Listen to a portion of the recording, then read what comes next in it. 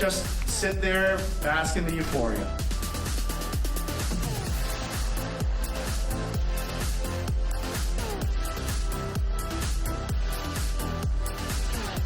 Thank you so much, Canadian Film Festival!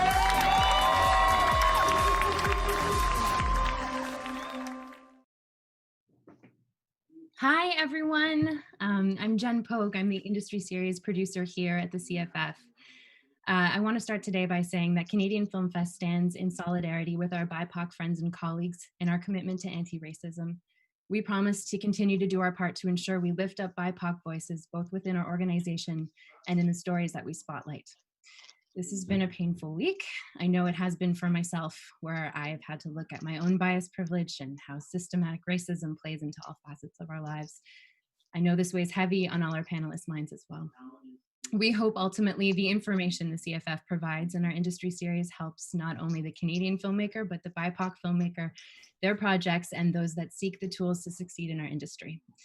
It's in this spirit that we are continuing this dialogue, hoping to learn this week about things more important than film. We are here today, however, to learn how to share our stories far and wide beyond our own community and into the world. Thank you so much to our panelists for sharing their expertise today. Our industry series would not be possible without our incredible sponsors, Super Channel, the Distillery Restaurants, Retake Furniture Rental, and Ontario Creates. We will be taking audience questions throughout this conversation. Please feel free to write your questions in the comment section on our Facebook or YouTube streams. Our team will be fielding them and sending them over to our moderator, Sean, of whom, without further ado, I am so pleased to introduce. Sean Cisterna is a multi-award-winning filmmaker who recently directed the international co-production From the Vine, amongst many other amazing projects. Sean, will you please introduce us to our panelists? Hi, everyone. Yes, well, first let's talk about what this panel is all about today. So today we're discussing filming beyond borders, what an international co-production is all about, and foreign financing. So the Canadian cinematic world is becoming a global one, and today we're going to explore what it means to partner with other countries to tell our stories and to get them made. So today we have a series of Canadian producers, broadcasters, financiers, and we're all going to sit here today and discuss strategies from the creative side to the business side, from financing to distribution, and the successes versus the challenges and everything else in between. So we look forward to your questions along the way as well, which we'll be addressing. So what I'll do is I'll go around my little Zoom square here and introduce everybody, and they can perhaps give a short bio about themselves. So first up on my left here, on this way at least, no, this way, is JJ Johnson. JJ?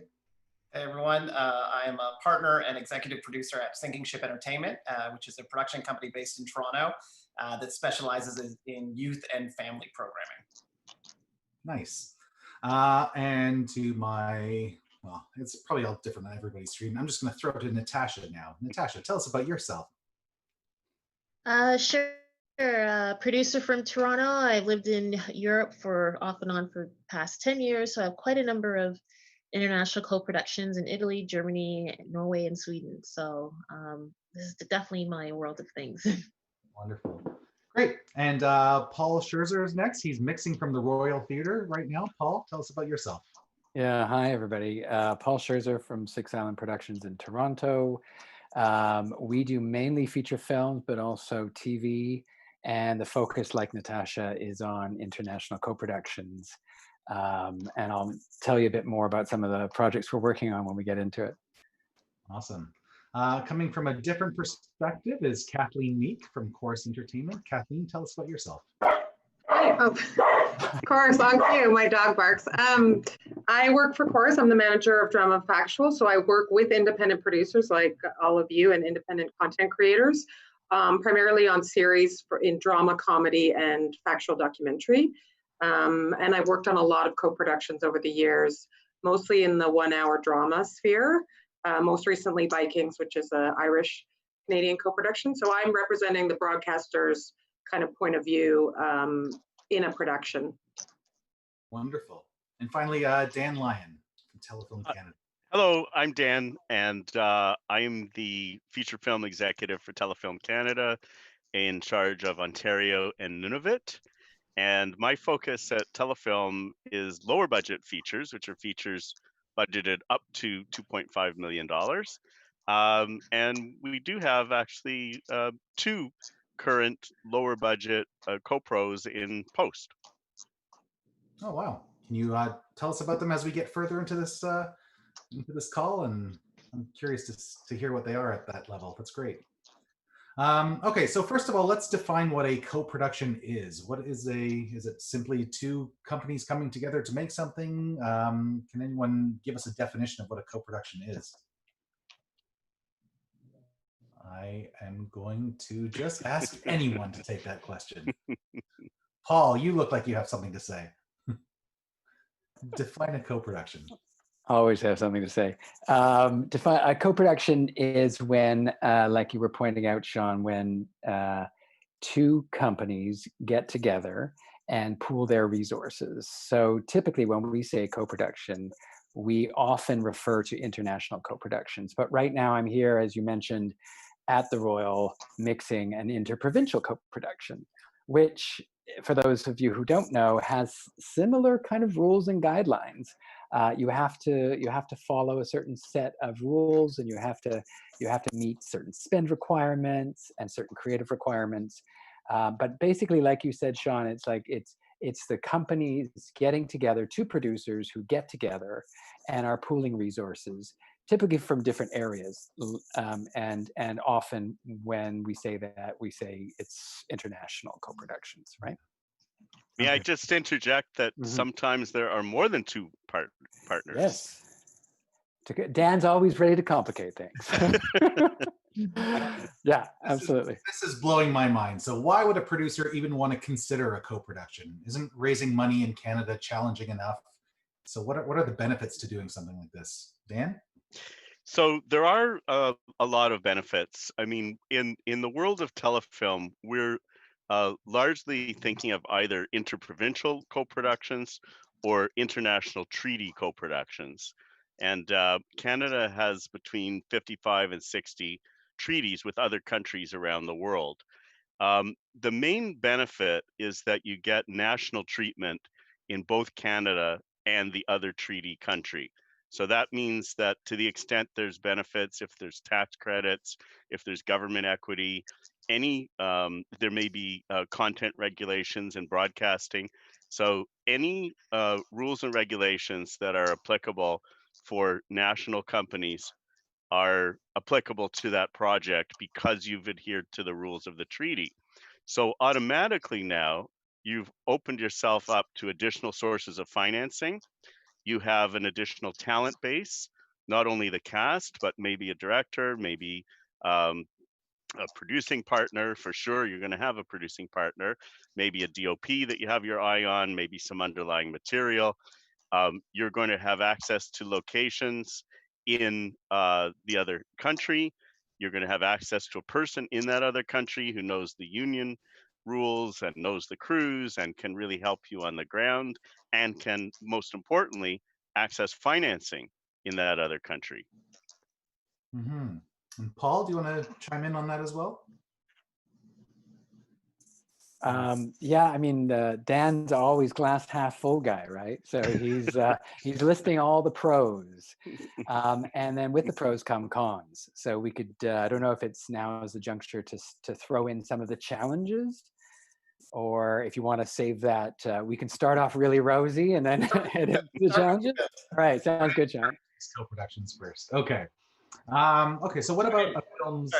I would just like to add that for us, anytime you can have people saying yes to your project is beneficial. You want as many people talking about it, and you want to give yourself as many safeguards so that when financial situations or things come up, you've got someone else to pivot to. It's not just lessening the risk. It's having, it's already proving that you're market testing. You've already got someone else that's interested and on board. So for us, it's always about trying to find as many partnerships as possible that make sense, that obviously plus the project. But when you're in development with someone and you know that you're on that file with everyone else and your name keeps drifting down, sometimes good updates or information from your partner or extra money that's coming in brings you back up to the top of the pile. And that's just something that's so important when you're in development. Yeah, great points. If anyone else would like to chime in, just raise your hand and I'll throw to you for sure. But what about a film's budget? So a lot of us watching right now are maybe going into our first productions, our first feature films, and if we have a limited pool to work with, like say $100,000, is it wise to find a co-producer at that level? You know, when you're working with a smaller amount. So maybe JJ, do you want to take that? Yeah, I mean, we're kind of like money agnostic wherever we can get it. If it's $100, we would look for extra partners. Just for that same idea that, don't think about this as just this project. You're potentially building relationships that are going to help you on other future shows and future initiatives. And it takes time to engender trust. And so the more that you can work with people and start to see how you can be advantageous. And again, I'm stressing that, these are people that can plus your project. It's not just money for money's sake, because that can be obviously its own nightmare. But if you find that someone can be beneficial, whether it's money or not, maybe it is just exposure. It's a partner that's going to place it in theaters or the smallest advance possible. It's still good news that you get to update everyone about. Yeah, that's a great point. And can Canadian producers co-produce with any country in the world? Dan, you mentioned we had 68 countries that we have treaties with. Well, no, actually, 56. there's between 55 and 60. It changes from time to time. So you can co-produce with anyone you want, but in terms of getting the treaty benefits, you have to go with a country that has a signed treaty or a memorandum of understanding with Canada. That list, by the way, is updated as needed, and it is on the Telefilm Canada website, which obviously can be accessed for free. Okay. And so I'm assuming on the Telefilm Canada website, that's where these treaties exist for people to download and see what the requirements are for each producing country. Yes, I mean, the treaties have a similar structure to each other, but each one is a little bit different. And I want to go back to the earlier question, because certainly for a first feature, I personally don't recommend that people do a treaty co-production. I mean, I think the goal of a first feature is to keep it as simple and contained as possible. Keep it local if you can, keep the talent local if you can, keep the financing in such a way that you're not chasing around the world, and also that you're not taking on extraordinary amounts of risk. And it is very risky to kind of get into bed with people you don't know very well, and to also accumulate a lot of expenses that you might not have planned to accumulate. Mm-hmm. Yeah, I mean, I would just caution that it's, this is risky times, and it kind of favors the bold. If you've got an idea that you feel can be plus, sometimes, money can make things bigger and better and get that a big splash. And I totally hear you that there's complexity and challenges, but that's stuff to learn. And if you're the creative side of your endeavor, find someone brilliant that's eager to do that. There's so many great people that would offer their time and join if they're inspired by whatever story you're trying to tell. Find those missing pieces that you have. I'm kind of, I'm shitty at the business side to some degree. Blair, and there's a team here that handles that, but I'm definitely creative in trying to find who are the different partners. Can we air in museums? Where are places that people don't go? So I would just, I mean, caveat, yes, you don't want to overwhelm, but reach out to people and bring on extra support to help you handle some of those relationships. Yeah, I mean, I know the subject of our session today is co-production, but since a lot of people listening may be newer producers, I think JJ's point is worth really highlighting, which is that film is one of the rare arts where you are not expected to do all the jobs on your own. And I often recommend to people that they take an almost scientific approach to writing down on a piece of paper, here are all the tasks that need to be done. Here's the people who I'm going to need to help. Here's the doors I'm going to need opened. And then you put your name beside all the tasks that you're comfortable with. And then maybe you have an ongoing partner and you put her name there. And then maybe between the two of you, you realize, oh my goodness, there's still 18 tasks left that we're not really equipped to do. So let's seek out an exec producer or a producing partner who can fulfill a good number of those tasks that don't have anyone's name written beside them right now. That's good. That's a good point. We have a question coming in from Facebook from Maria. When would be a good time to co-produce with another country, and why? I'm not sure if that means at what stage in development would be wise to bring on a co-producer, but yeah, when would be a good time to co-produce with another country and why? I would say right even from the very beginning, because one project that I have is with Germany, and through that process, I was given a script, and we had to tweak it a bit for the more of a Canadian audience and sensitivity, or more for North American side of the production. And I think it was a good thing because we were able to get an end product that was compatible for both sides of the world, as well as for funding. So if you find a partner or a producer, director, or whoever your creative team is, you're only going to get a better product when more minds are on it. Yeah, and presumably it would be made for more of a global audience rather than like a domestic. Yeah, I mean, your audience is global, right? Anybody can access a film nowadays. So whenever you're creating something, you got to think of your audience, and maybe the majority of your audience, which you never even tapped into or thought of, could be in Asia. So you got to really think, how can I sell this product to people? Mm. And I think just jumping off on that, like one of the challenges we have as a smaller country is we have a smaller talent pool of on-screen performers that are recognizable to a larger audience. And they're highly in demand.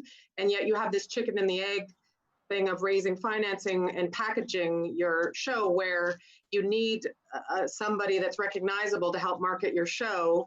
And yet you all, and those people don't all necessarily are accessible to you domestically. So, I mean, I would say that cast is a major factor for broadcasters when they're looking at why you would partner, other than the financial reasons and the partnerships and accessing talent. But we have such a strong talent base across the board, but it is this kind of just this recognition factor globally that you need to package something at the expectations of your distributor and to sell the show afterwards. So it does demand that you find partners often. And it's okay when you're starting small, because maybe then it's a discovery thing. Although I would argue that still, I mean, it's a little different for film than TV, because in film you have the ability to have a non-Canadian cast that may help bring some marquee value, whereas in TV you don't, unless you're structuring it as a co-production. I think, sorry, just to speak to how important it is to bring them in early too. And another reason that's a plus for co-ventures or co-productions is to have other creative voices at the table, like Natasha was mentioning, so important, but it also helps you kind of distill the creative control. When you've got just one network or one big financing partner, they really have epic control over the creative. When you've got multiple, everyone starts to realize that they've got a piece of it and aren't the final and end say. And I just find as the creative lead on some of these projects, that you're able to navigate a little bit, because everyone knows that there's got to be some compromise versus the tough hand of we own it all, do as we say. And then who would be the final say in a situation like that if there's a disagreement between two? As long as they don't talk to each other, it's the best, because you can kind of play around with that a little bit. When they know each other, that can be problematic. But even in those situations, I find that you can just bring everyone together. And for us, it's always made our projects far more internationally ready. When we've got a European perspective and a US perspective, and as many countries coming in, it just makes our show, it's already been those perspectives from those countries have already been brought into bear. So I find our shows then tend to do better there, because we've already been thinking about those sensibilities. But I would just argue that you have to be careful that you're not selling different versions of your show to different people. And that certainly has happened. People do that for financial reasons. And it really compromises, it makes the creative process having multiple stakeholders. The more you add, the more challenging it can be because you're trying to serve a lot of masters, especially when you have a south of the border master with, a big weight and expectation. So it's just trying to balance all that out. And like I've worked on a show where they sold one network thought they were getting an episodic 8 o'clock TV show for family, and the other partner, they thought they were getting a highly serialized R-rated show, and it was like a nightmare to get those, and everyone was unhappy, and everyone felt like they'd been sold the wrong bill of goods. So it's just, you have to really be, I think your point about development early is really good, because then you're all bought into what it is early on, and you have a shared creative vision. And ultimately, we're investing in you guys as the showrunner creator, but, and so you can have that autonomy, but it can, first season of a show, things can go a little wonky. There is a legal answer to Sean's question, which is that you're going to have a co-production agreement in writing, which is going to have some kind of dispute resolution mechanisms in it.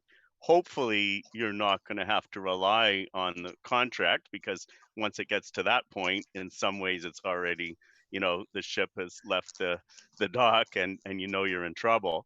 But nevertheless, the agreement will have a role in who gets to have final say over what. Good, makes sense. Okay, so traditionally then, what are the strongest countries to co-produce with? What has Canada traditionally done business with? Like, which countries have Canada done business with, and where do we find most success? Anyone? Stories? Yeah. Go ahead. I know I'm a bit biased because I lived in Germany, but honestly, they really have some great incentives, meaning that they have a lot of grants such as the BKM. There's also the German Motion Picture Fund. With the German Motion Picture Fund, they don't recoup, but they take a share of the film. While with the BKM funding, it's very much a large grant that you can get on your production.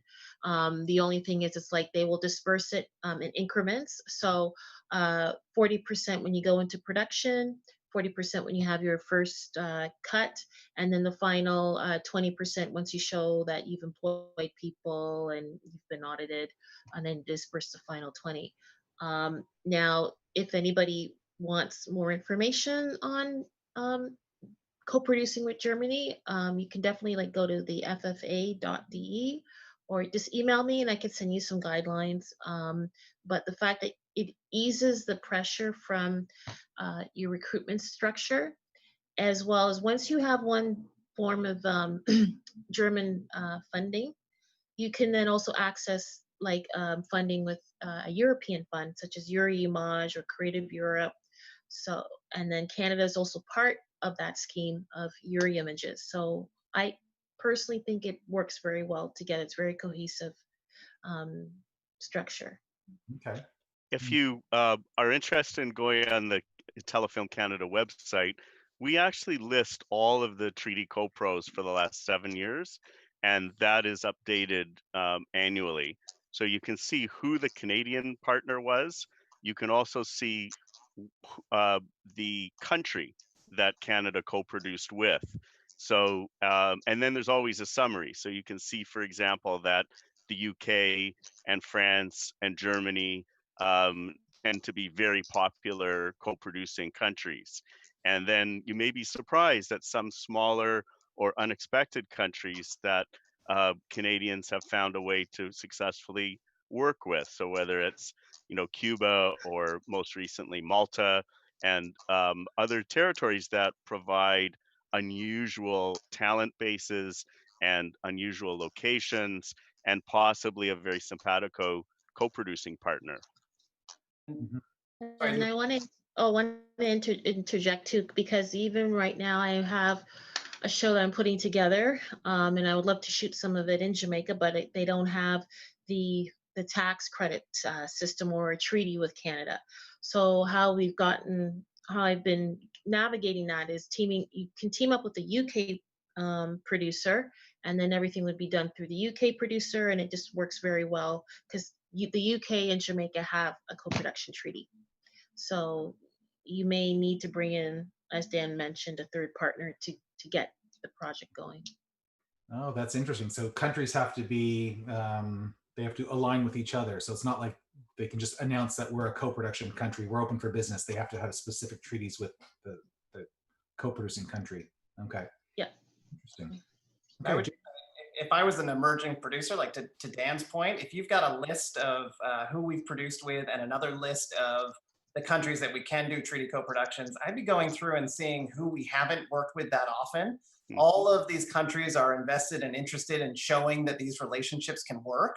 If you can be the first producer to break in one of these new relationships or find some extra resources or funding from one of those countries, I guarantee you there's going to be interest on the Canadian side to make sure that that works. So to me, that's like an opportunity right there to kind of cross-reference those lists and see where some of these countries should, you should try to reach out to. Okay.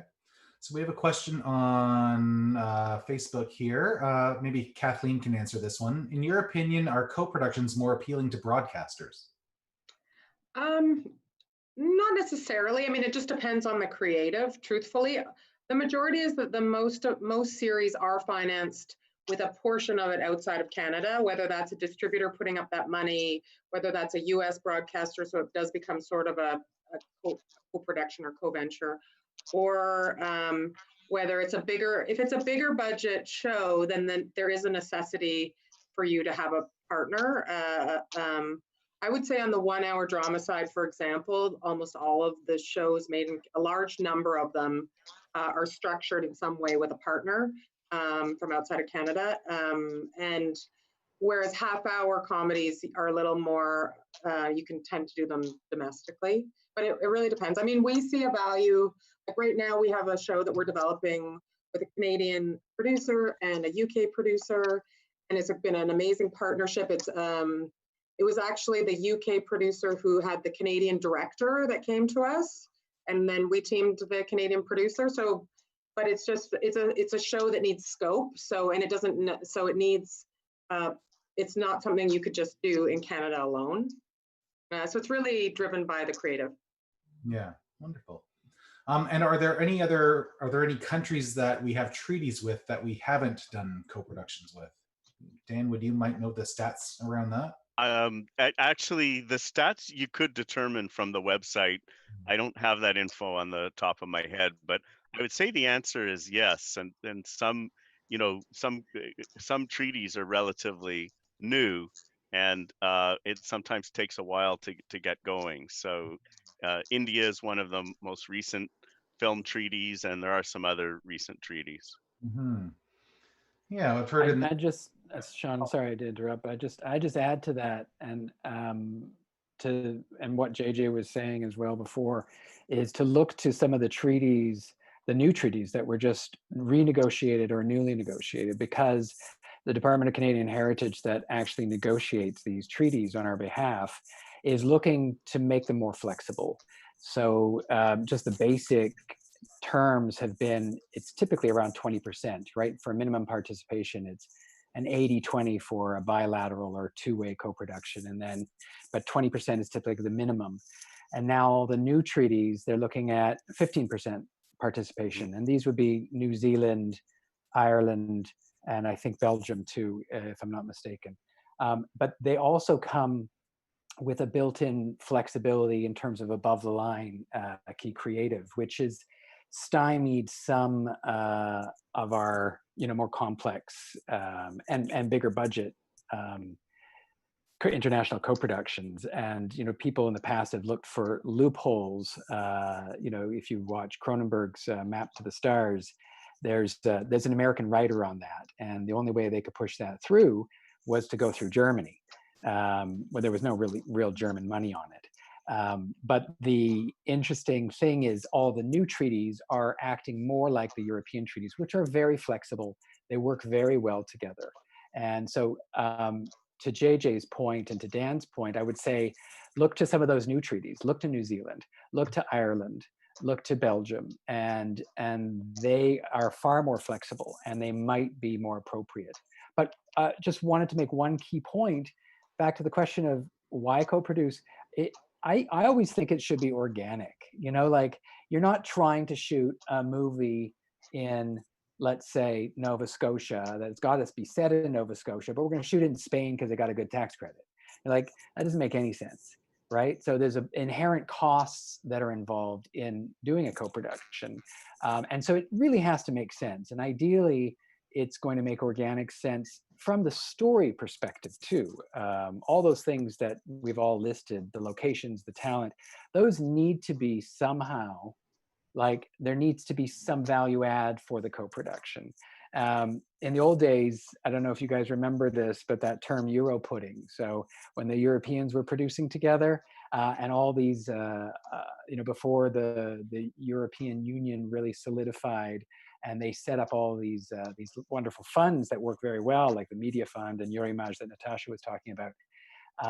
They were creating films that had all these different characters from different European nations, and you could see that the whole script was written just to access those funds. And if Spain didn't have money, okay, we'll get a Bulgarian character in here because they've got money.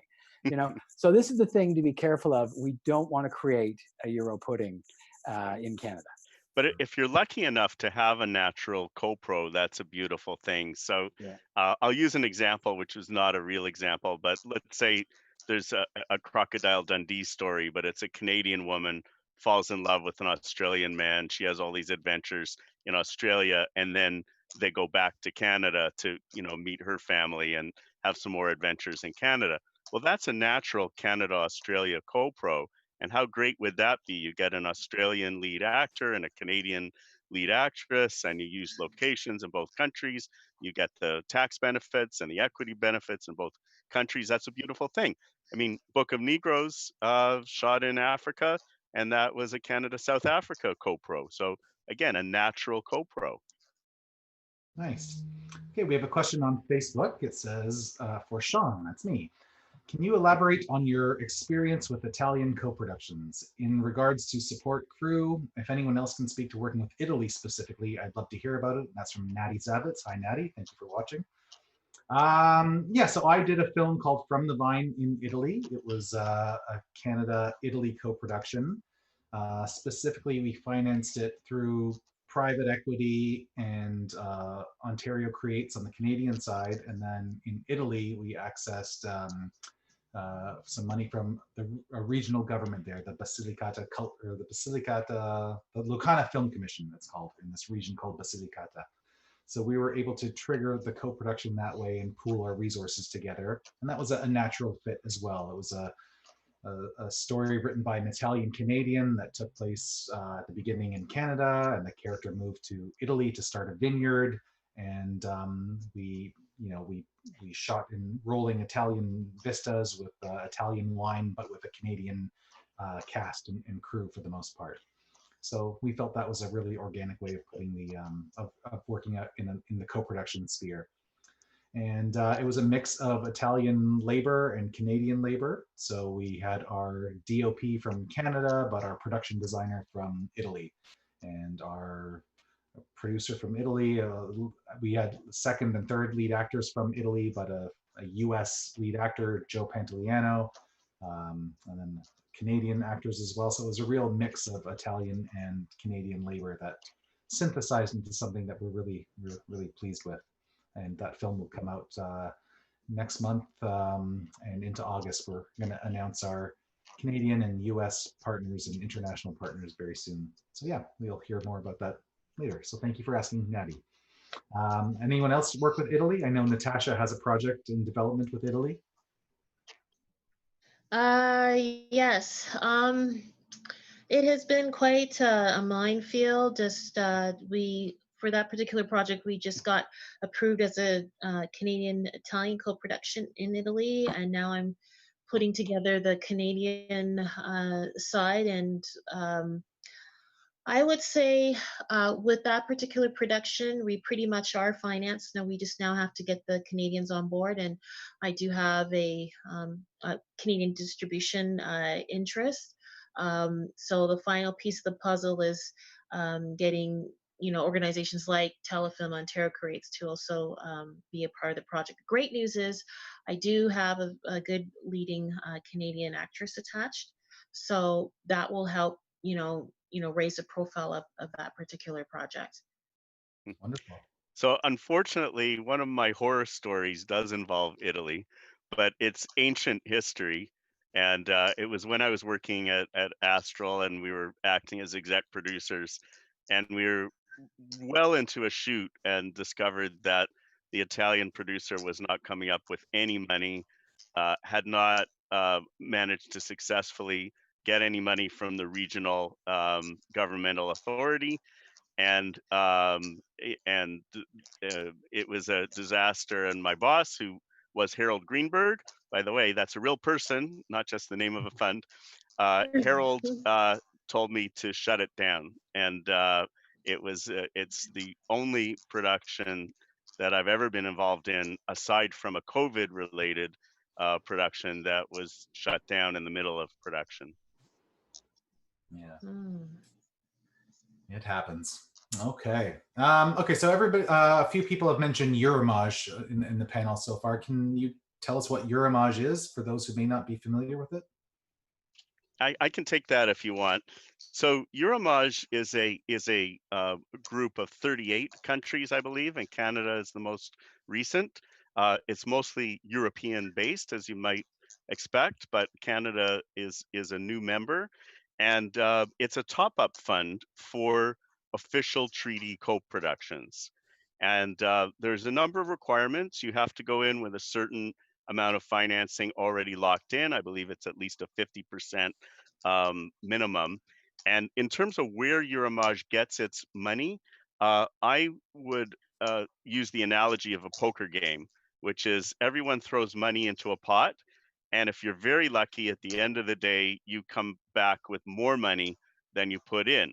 But it's also very possible that you might put in, you being a country, you might put in money and not get anything out.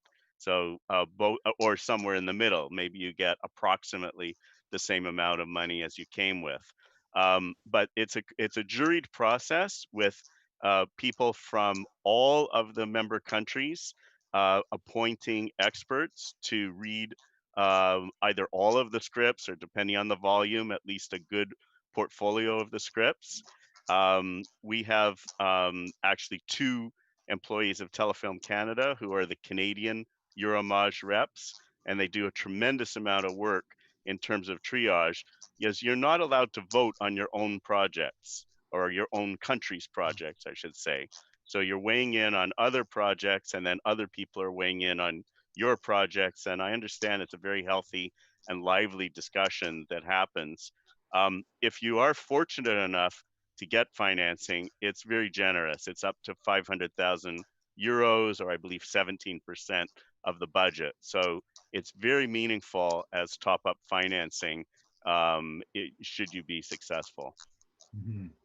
Wonderful. And I just wanted to add with Euromage, it's a one-shot application. So if you put your application in with them and you don't get it, you can't reapply. So your application has to be very strong and solid with this financing secured on both sides, not just on the European side. So if a Canadian producer and let's say an Italian producer get together, and they, both sides have to come in with a good, good percentage to present Euromage. It's kind of a one-strike rule, and the closest thing in Canada is at Telefilm we actually have a 2-strike rule, so you can come in a second time and be considered, but if you are not successful your second time, you're not allowed to come in a third time. In terms of the types of films that Euromage is looking for. That's very good news, I would say, for the Canadian creative community. They're looking for auteur films. They're not looking for giant commercial films. They want films that probably are not going to be very attractive to the U.S. studio financing system. So it's actually very good news for us. Yeah, wow. Okay. We have another question from Facebook. Jen asks, what is the difference between co-productions and foreign finance? Anyone want to take that one on? What's the difference between co-production as defined here and foreign financing for a project?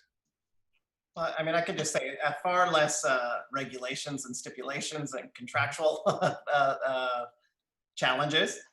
For us, foreign financing is anything from theatrical advance or pre-buy on TV rights or an international network partner. That's really where we focus a lot of our energies, to everyone's point about like obviously trying to maintain control, but also have as many different perspectives come in, trying to find sources of international capital so that you're already showing that other people in other markets are interested, and trying to give your project as many chances to succeed.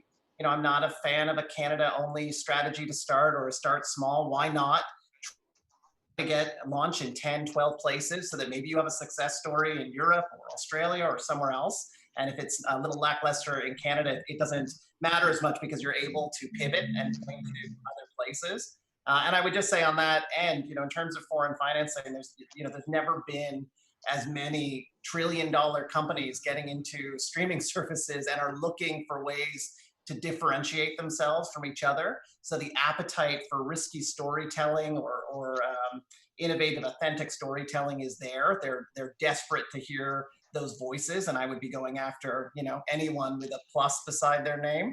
I would be reaching out and pitching to. Wonderful. Dan.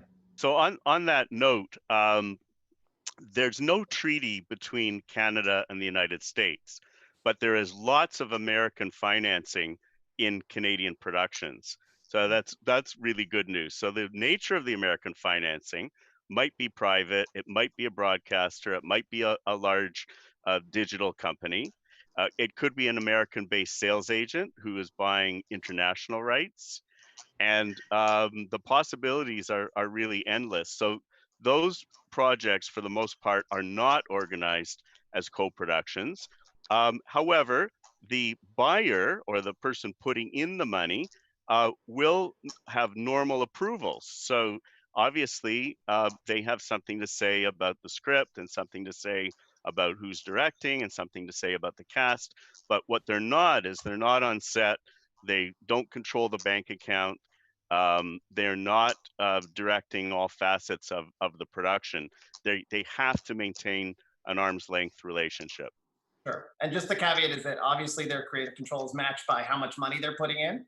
And if it's more of an acquisition or something, you can definitely still get a sizable amount of resources with not necessarily too many creative controls in there. Mm-hmm. Okay, so with a co-production, there's always a split of labor, whether it be like a mix of cast, of production crew, of locations, of post-production labor. So how do the producers decide what the best formula is for a given production? How do you work between the two producers and just... I mean, I can say, like really a deep dive on where are you lacking? What skills do you need? Where can you be plus by someone else? We talked a little bit about how, or I think you were mentioning where we find relationships. I mean, really leaning on films and projects that you love, reaching out to those people and seeing who they're working with and getting them to suggest. We've never had someone not respond back. Especially if you're opening up with a compliment, but take a look at where are you lacking and where could they fill in that piece for you? Or if there's some incredible talent that you've been desperate to work with, reach out to them and try to figure out a path to do that. Wonderful. Good. One more question on Facebook. If you film entirely in one country, but do the post-production in another country, is that still considered a co-production? Natasha? It can be. I mean, you have to balance the inputs, the creative inputs, with the financing. So on Paul's example earlier of one country's the majority and they have 80 or 85%, and the other country is the minority, it's quite common that the minority country has the post and none of the production. Right. Okay, and the follow-up question here on Facebook, Laura asks, if you found an opportunity to work with another country as a co-producer, for example, Slovenia, who do you reach out to for Canadian support and funding? So, yes, so presumably if it's a treaty co-production, you're partnered with Slovenia, and that makes you and Slovenia both international treaty bound. And so you're a Canadian production by default, but where could one go for support and funding for a Slovenian Canadian production? So the answer is that you're in the same position in Canada as someone who is producing a 100% Canadian film. So you have telefilm, you have provincial tax credits, you have Ontario Creates, you have the Northern Fund, you have every benefit that's available to a Canadian production. But a lot of these funds are selective, meaning you're not automatically entitled, but you're certainly entitled to apply. Others are actually automatic in the sense that if you play by the rules of, for example, tax credits, you're entitled to your tax credit. Mm-hmm. I have a question actually to that, Dan. Do you think that the funders in Canada would favor a project that is where the key creative and is more organically domestic Canadian versus a co-production where you're supporting a Slovenian writer director? I think that's a great question, Kathleen, because, you know, in terms of mandate, I could start by really answering it from the perspective of my own job. So my own job is largely to foster Canadian talent, and my portfolio is entirely films budgeted up to $2.5 million, and my main mandate is building Canadian talent. So in that section of our fund, we don't look to non-Canadian writers, non-Canadian directors. So that's very important. Once you get up into a more expensive film, let's say a 10 or 15 or $20 million film, you have to look at it logically. If Canada took the attitude that only Canadian directors would be funded in terms of Canadian financing, then every other country would take the same attitude and there wouldn't be any treaty co-productions. So on the more expensive projects, of course, there's going to be non-Canadian key talent. I would add that as a broadcaster, we are always faced with that as well. And when you're in the world of original commissioning, we're really focused on Canadian talent, Canadian writers, Canadian producers, Canadian directors. So it's your job as a producer to go out and find those other partners for whatever reason. But our inherent goal is to support Canadian talent, and that's probably a similar mandate to CBC or to other broadcasters. And certainly even the broadcasters that help finance films have they look at it in terms of talent building and supporting the domestic industry and finding that next great director, writer, showrunner. And then on a purely commercial level, am I going to take the risk on this non-Canadian filmmaker, or would I rather put my risk money into a Canadian? So it's a philosophical thing that I think everyone in my mind shares, at least most people that work on the commissioning side. Yeah, I mean, in terms of the community at large, there's a certain schizophrenia, for want of a better word. Probably not the best choice of words. I'm sorry, but it's the best one I could think of. Because if you look at a successful CoPro, like let's say a Room or a Brooklyn, there are segments of our own community, friends of ours and colleagues say, well, what was Canadian about that? How come there's Canadian money going into that? The director wasn't Canadian. What are you guys doing? And then, and then there's another sector of the community saying, we want more flexibility in the treaties. We want the ability to have American writers. We want the ability to have no Canadian actors in the cast. And so I don't think that the Canadian community has entirely can really speak with one voice, because we seem to both want flexibility and the maximum participation by Canadians. Nice. Okay, so James on Facebook asks, other than Ireland and the UK, what are the best countries to do animation co-production with? Does anyone have any animation experience with a co-production? James, we're not going to answer that one, okay? Sorry, buddy. Okay, so okay, let's talk about going back to Kathleen. So when two production companies from other countries are working together in the broadcast sphere, does Chorus, for example, have anything to do with the BBC if you're producing with the UK, for example? So do the two broadcasting entities talk to each other? Yeah, I mean, it really depends on the show, and it depends on how the relationship formed. So there's been instances where, the distributor or the producer is the one that's navigating that relationship with the other broadcaster, and they're taking our notes, they're taking their notes, and they're kind of funneling them down. And then there's been other conversations where we have a direct dialogue and we almost like do our notes together. And we can get on the phone and talk to each other. So it really depends on, one of the challenges often is that there can be a lot of change in personnel, especially on the US side, with mergers and even in Canadian mergers and acquisitions and people moving jobs. So, you start a project and then it's a different production person that gets involved but it really depends on, again, going back to the project and how it originated. But like right now, I'm working on a project that has a US partner, and we both give our notes and we CC each other on our notes. We don't generally get on the phone and like talk through things, but we can if we have an issue or if we're diametrically opposed to something. But I've definitely been on things where we did do that, especially when there was creative things that were tricky to navigate and wanting to make sure we're all on the same page. But we all, usually the producer is the one that brings everyone together to talk about things, and we have multiple calls, just to make sure that we're all aligned with the vision and the way forward. Good. Okay, hold on. I'm gonna sneeze. Okay, it's gone. Okay.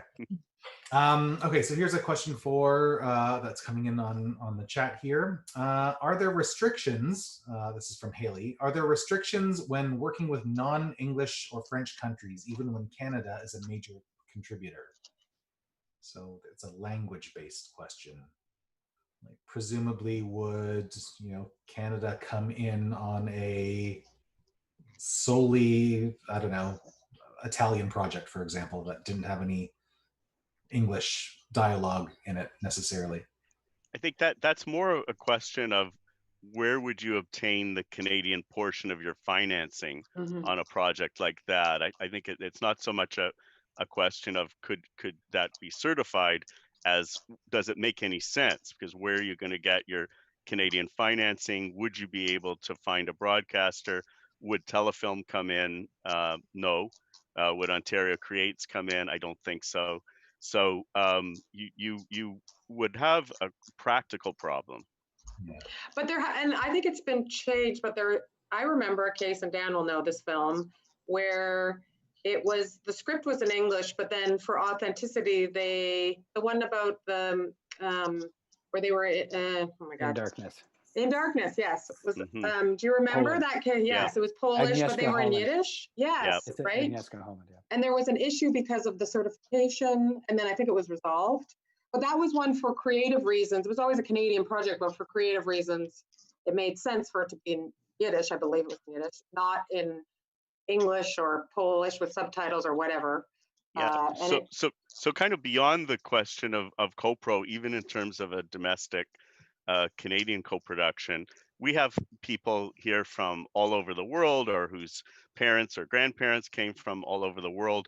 People are interested in exploring their stories. The guidelines say that our productions need to be either English, French, or an Indigenous language, Indigenous Canadian language. And but we have co-financed quite a few what I would call bilingual films.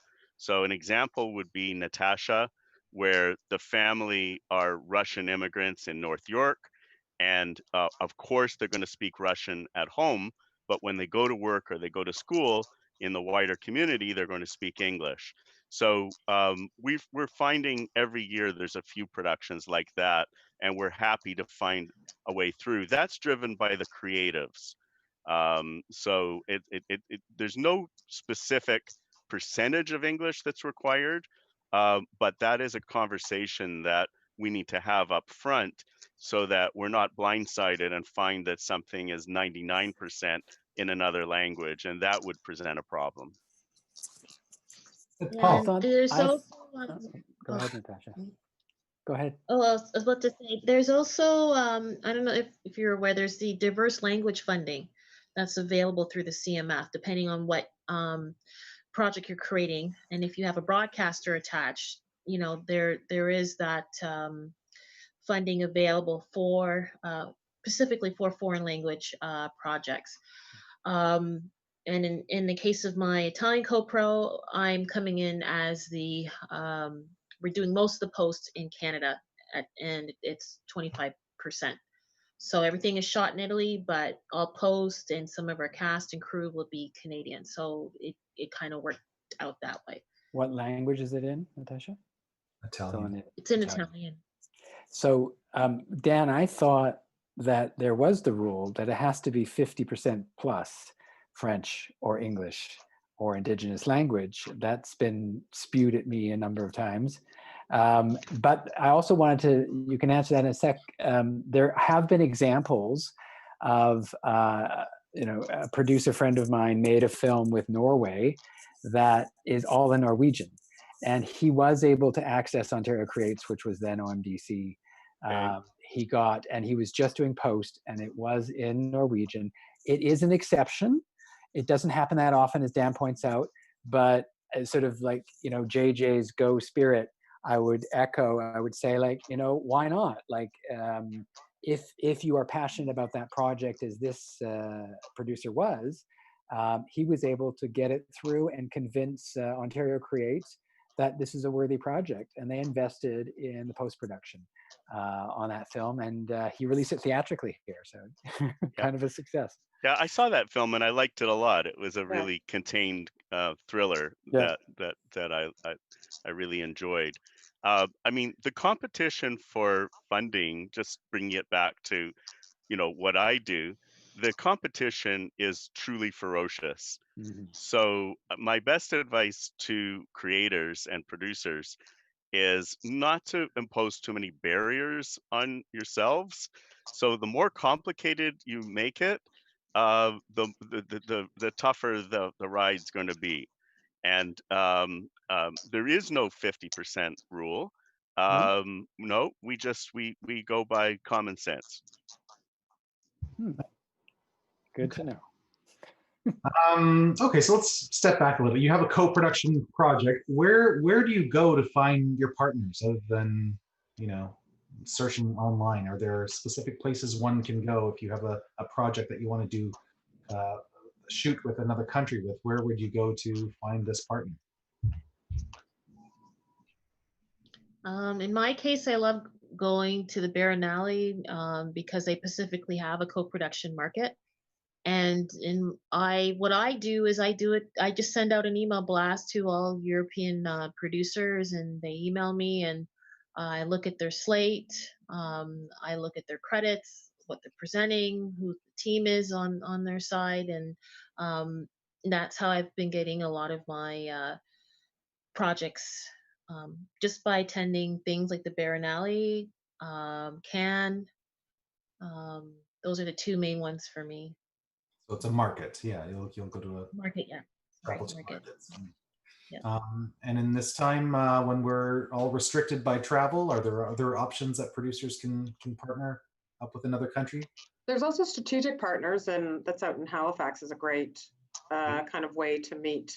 And TIFF, of course, there's lots of people in town, but that they specifically try to pair you up, or people are going there seeking co-production relationships. And there's also lots of buyers there and distributors. So it's a good one, I think, for that. There's also a CoPro um, consortium, basically, or colloquium at Rotterdam. But the interesting thing about something that Sean was starting to say about, well, what do we do in these strange times? Arguably, it might be a little bit easier because it's less expensive. So you could sign up, like everyone, even if you don't have very deep pockets, everyone can go to Cannes this year for, I don't want to quote the wrong figure, but I think it's something like 150 euros. That's it. So in a normal year, it might cost you $8,000 or $10,000. This year, it's in the hundreds of dollars. And you can sign up for meetings with individual producers. You can sign up for webinars, which might be very valuable in terms of getting some financing tips. You might find someone on a panel who you thought spoke very well and you'd like to follow up with them afterwards. So there's all kinds of ways, but I would recommend being strategic. In other words, not taking a complete machine gun approach and trying to reach, let's say, every producer in a certain country, but rather do some research and don't approach anyone if you haven't seen their work. You know, for me, that's the absolute baseline, is just pick one film, hopefully a recent film, and see it and have something to talk about on the creative end with the person before you start talking business. JJ. Yeah, and just to add on that, doing your homework. I mean, it's so imperative to remember that whoever you're partnering with, you're obviously inheriting all the people that love them, but you're also inheriting all the people that hate them. And so in addition to seeing what their content is, look at where they were placed. Like, did they get it on the network that you want to work with? If they haven't, for whatever reason, that probably suggests that maybe there's something there, especially for companies that have been around for a while. They're going to come with some business deals that didn't work or whatever. So you just want to be, to that point about being strategic, is making sure that you're aligned. Also, you know, are they a creative-led company or are they a money company? Are you in this to make money? Because there are companies that want to do that, and that's a great synergy. But if you're creative and want to do this auteur piece, and you're partnering with someone that just wants to get as much money as possible, that's not going to work. So making sure that your goals are aligned as well. Great answer. So I'm just cognizant of the time. We have about half an hour left. So maybe we'll spend about 10 more minutes talking about 2 or 3 more questions, then we'll open it up to specific questions from the chat group. But can you, does anyone want to tell us one time where a co-production just worked out for the best? You know, you entered into this partnership, you made the project, it worked out well, it won awards, it went around the world. What's a good success story from coming out of our panelists here? Nobody races to speak. That's not good. Well, I mean, you know, I'm one step removed, but in terms of, I'll go back because I think Sean asked right at the beginning of this session. So we have 2 lower budget CoPros in the Ontario portfolio currently. One is with Malta. It's called Carmen Has Been Touched. The director is Valerie Bruhager, and it's a really, really beautiful film where as soon as you see the opening shots and with the beautiful, beautiful landscape and scenery and houses in Malta, you immediately want to be transported there. And that to me is a great intro to any movie. Sean's movie, by the way, which shot in Italy, I felt exactly the same way. As soon as I saw that beautiful vineyard, I said, oh my goodness, I want to go there, and the beautiful little town. So remember, film is a visual art. So to the extent that you can take advantage of a unique location, that's a beautiful thing. And our other Ontario and foreign CoPro this year is something called Tabia. And the director is Igor Duryashka. And he's quite a prominent Canadian director. It's a CoPro with Bosnia. And it was certainly a natural CoPro because Igor is a Canadian, but the story is kind of a Romeo and Juliet story set in Croatia. So A beautiful film, and it got Eurimage financing. Nice. Good. Any other success stories before we get to the non-success stories? Okay, let's just segue into the challenges. So Sue on YouTube writes, wondering if everyone on the panel has a favorite experience from their co-venture, which we clearly don't, or a lesson learned that they care to share. So what are the lessons learned from your previous co-production experience? So something that may not have gone so well that you learned from. Does anyone have a story? So we had JJ, you want to sign up for that one? Yeah, I mean, there's learning in every project. We judge ourselves on, and when we look at people and funding organizations, is like, have they worked together twice? And you'll see that there's a lot of relationships where it's been one time. And so, for us, and we're mostly co-venture, and focusing on foreign financing. And in those instances, it really is, to everyone's point, making sure that in that development process, you are being very clear with what the idea is and what's important to you. Because I think this is a team effort at all times. So you're trying to make sure that you're presenting enough content to everyone that they get a sense of who you are and what you want to say and what you're willing to give on. And I think you kind of inherently knowing that going into a co-production or a co-venture makes it far easier. And you're far less defensive. So, I think we learned those things earlier, and those were mostly in co-production situations within Canada, where as a junior company, we definitely felt like we didn't have as much of a voice, and very quickly learned how important it is to have a seat at the table in all of those discussions, to meet those network partners, because they're going to be the people pushing for you on your next project. And to, I think Kathleen had mentioned, like the amount of people moving around, you never know where they're going to end up. And suddenly someone that was your, a great coordinator that you were working with on a show is running a network, which is what we're finding right now. And so, making sure that you're kind, but leaning, everyone wants to contribute and give ideas. This is the fun of what we get to do. And so making sure that you're not too rigid about that, like that yes, you've got a perspective, but if it's a great idea, making sure you're open to that, I think is something that we have learned to cultivate. Wonderful. Long before my time at Telefilm, I was involved with a producer named Pat Ferns, veteran producer, in a 14-country co-production miniseries, and I would certainly suggest that nobody do that again. It was truly a nightmare, and if you think about the logistics, even just picking a time when everyone can speak to each other is next to impossible. You have 14 sets of lawyers, 14 sets of accountants. The problems go up exponentially. So please try not to do that. And I just want to, the caveat to that, like we've definitely had productions that involve 10 plus networks. I think when you've got that many, we need to predetermine who's giving notes, even if they've got contractual language. Some will know that because they're at a lower level or that they're in synergy with another country, a neighboring country. There are ways to negotiate how to trim that amount of feedback down. But launching in 10 countries and launching with a potential audience of 300 million people is far better than just launching in Canada. Yeah, great. Yeah, I'll just add to that. I think one of the hardest things, and this is speaking as someone on the other side of the table, but it goes to, all of this is a collaboration. And so it's like when you're sharing information, you want to, you have to know when to speak up and when to not, and when to listen. And that is that's part of working with your other broadcast partners. It's part of working with your creative people. And so, I mean, I've certainly learned over the years, how to try to frame things in a way that is positive, but also you have to represent your own creative instincts.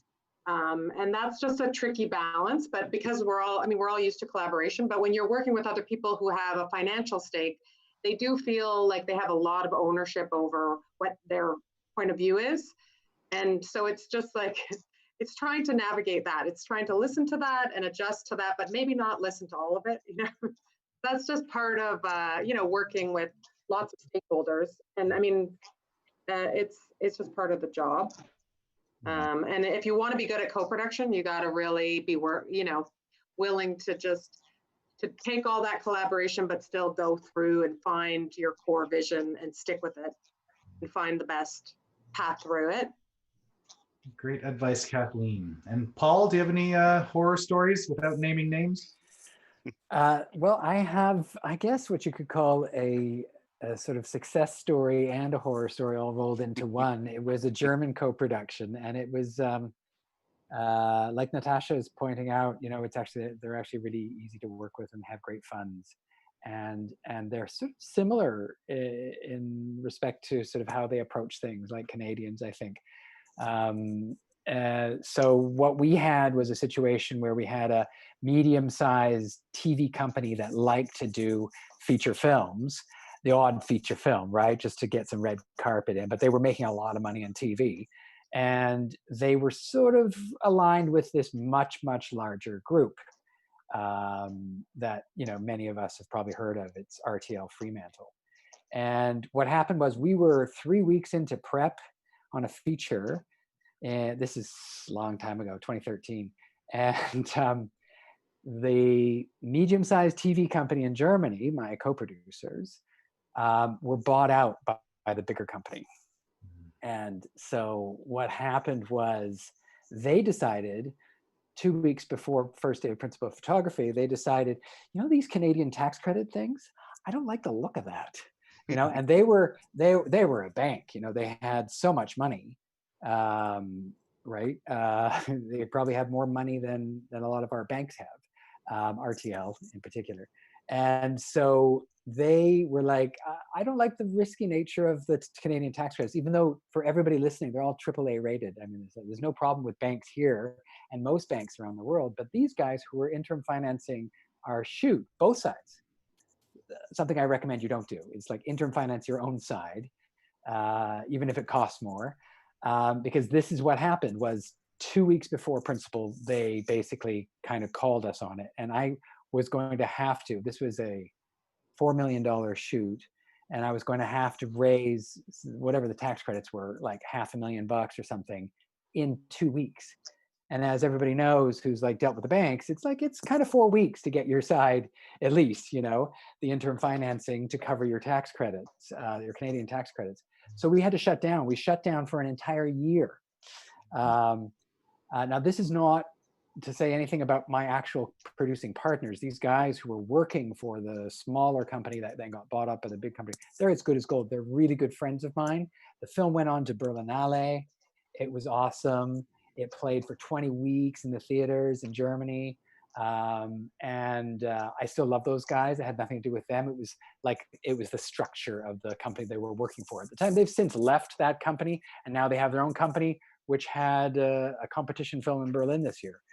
So they're doing really, really well. But that's kind of what can happen. You trust, I think, a lot of us, Natasha, JJ, Dan and Kathleen have been talking about, like, your partner. You're looking at your partner and you go, you kind of have to know them, which is why, getting back to the question of these virtual markets that we're going to go into, and I'm going to Cannes this year. I usually go to Cannes, but I'm going to the virtual Cannes this year. And I get it for free because I'm a member of a European producers network. So I don't even have to pay the €150, or the early bird price was 95, I believe. So I just don't know, if I'm not sitting in a room with somebody, am I going to try to raise $2 million, $1 million, $500,000, and trust that this other person is not going to screw me, like what happened, Dan's story about the Italian production that went down. And every culture, this is the other thing I think that is important that maybe we haven't touched upon so much, is every culture is different, right? They have a different approach to business. They have a different sensibility. Mm-hmm. And while that's a real benefit on the one side, which is all these different markets, all these different locations, different talent, different pockets of money, it's also a problem with seeing things in exactly the same way, business-wise, creative-wise. So that's why I think Natasha's right. I think the Germans are very similar to us in many ways. It's quite easy to deal with the Germans, and I, you know, and the Brits and the Irish. It's really quite straightforward. I've never done anything with Australia and New Zealand. I would imagine that it's fairly straightforward. But I have done a co-production with Tunisia and France. It was a joint venture. And we were doing a dog's leg through, we were doing the co-production through France because we don't have a treaty with Tunisia. It was a great success story. It went to Cannes, the film went to Cannes, but it's very different approach to business. And right now, my last piece before, because I know you wanted to open up to questions, right now I'm doing the dreaded four-way CoPro. As Dan likes to complicate things, so do I. It is with Israel, Canada, Germany, and Brazil. So talk about time zone changes. And it's all shooting in Jerusalem. Can you tell us about that project? The last question would be like, give us an elevator pitch of your next CoPro, and why does it make a good CoPro? Well, that one, it was kind of organic. The Israeli producers are the delegate producers, sort of the lead producers, that they came up with this concept, and it was originally based on this franchise called the Cities of Love. If anybody's seen them, Paris Je t'aime, New York I love you. A French producer named Eric Ben-Hibi owned the rights to this, and there was this New York Israeli guy who got the rights. He was working with this guy, and he got the rights to Jerusalem I Love You, but in the end nobody loved Jerusalem enough to make this movie. But so when they pitched it to me originally, it was like 10 directors making 10 short films about Jerusalem. Like, that sucks. Then they came back to me and they said, wait a sec, we've got Old City of Jerusalem, there's 4 quarters, there's a Jewish, Armenian, Christian, and Muslim quarter. What if we had a Jewish, Armenian, Christian, and Muslim director from all these different countries directing? I'm like, I love that idea. So this is how we went forward, and that's what it is. So each reason why there's 4 countries is because it's 4 well-known names. You know, it's Todd Solondz, Mohsen Makhmalbaf, a Brazilian director named Ana Muilart, and the Canadian actress turned director Arsene Khanjian, the wife of Adam Irigoyen. So they're all getting together, and there's stories that cross over in a kind of Jim Jarmusch way. Some of the viewers are probably too young. Check out Jim Jarmusch, really great director. And that's kind of the pitch, is all these stories of sort of a day in the life of Jerusalem that cross over. Great.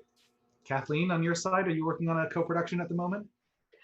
Yeah, I'm working on 3. Well, I have 2. Well, Vikings is in post, so that's an Irish-Canadian co-production, and it's actually pretty much finished, the final season. And Departure was, season 1 was a UK-Canadian co-production structured that way, and season 2 is an Irish-Canadian co-production. But the writer, the whole writing team and director are all Canadian, and it was one where it's being led out of Canada and then partnered due to partly for shooting, because it's creatively it made sense to do it in the UK, and also for cast because our lead actor was from the UK or is from the UK. And then we have one in development that I think I mentioned already that is being developed with a Canadian. It's a Canadian writer, Canadian director, and a UK producer and a Canadian producer, and it originated with the Canadian director and the UK producer coming here, and then so I mean they come in all different shapes. I'm sure we have more, but those are the 3 that I'm involved with that I'm just come top of mind. Yeah, wonderful. Yeah. Natasha, what are you working on? Oh my God, I have too much at the moment, but I have an Italian-Canadian co-production with Rai Broadcasting. I have one in development with Norway and Sweden. That one will actually pair up a First Nations lead character with an Afro-Canadian character. I haven't seen any Canadian films that have that pairing. And I think it might actually be the first. Dan, correct me if I'm wrong. And then I also have one that's a little bit more Black American themed. It's historical.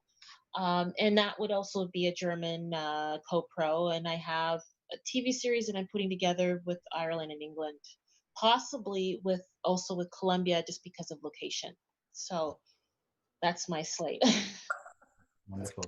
And JJ, what are you working on? I mean, we're, and I guess this would be like a note to the audience too. It's like, as much as you're spending time trying to figure out how to finance your project, spend as much time trying to plan for its success. You know, it's not just about getting the money and making it. That's absolutely a horrific battle. But what are you doing in those beginning relationships and moments to make sure that it's going to succeed and have as many opportunities to succeed? So, you know, we are always trying to find ways to not directly compete with people that have way more money or resources than we do. It's partly why we do live action CG blended shows, because they're, you know, wonderful, but a nightmare to make. And so not many people do them.